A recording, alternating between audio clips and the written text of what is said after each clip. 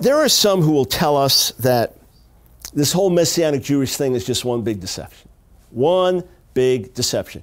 It's just Christians acting like Jews to try to win unsuspecting, ignorant Jews. Nobody with a working brain, Jewish person with a working brain, could possibly mistake that as any form of Judaism.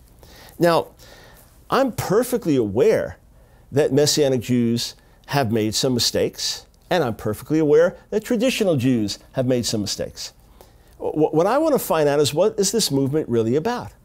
Is it just about Christian missionaries changing their names and disguising things as to put on one big deception to lure unsuspecting Jews in? So you see, instead of a cross in front of the building, there's a Jewish star. Oh, that looks Jewish. And you see, instead of meeting on Sunday, they meet on Saturday.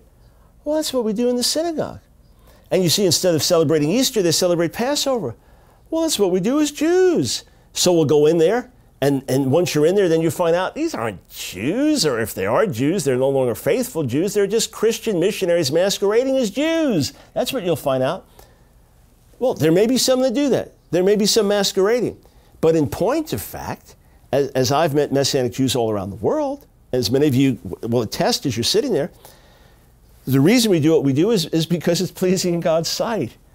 In other words, the New Testament never commanded us to worship on Sunday. It's fine to do so. It's great to do so if that's what our Christian friends want to do. But if a Jew says, you know, I don't ever see that God changed the Sabbath. I find my ultimate Sabbath rest in Jesus Yeshua, but I still set aside one day a week, and that's Saturday. Well, where does the New Testament tell him not to? Never does. How about the holiday of Easter? The New Testament never heard of it. First followers of Yeshua never heard of it. They celebrated Messiah's death and resurrection in the context of Passover.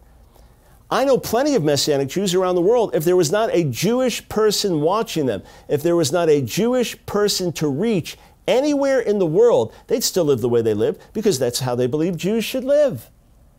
Now, within Jewish followers of Yeshua, you'll find many different viewpoints, just like you do from Reform Judaism or Reconstruction Judaism to ultra-Orthodox Judaism.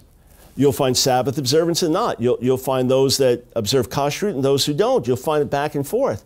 You'll find the same in the Messianic Jewish movement. But it's not based on deception. It's based on conviction. That's why we have these different views and opinions. What's interesting to me, and I've heard this from quite a few counter-missionaries and rabbis, they used to think that the whole thing was just deceptive.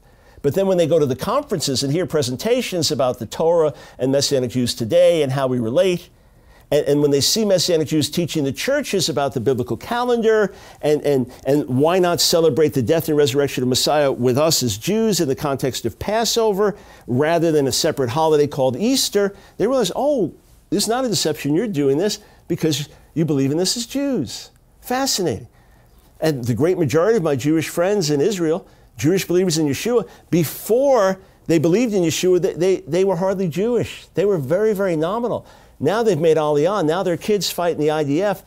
Now they meet for their Shabbat services Friday night or Saturday morning. Why? Because they're Jews, and Yeshua has helped bring them back to their roots.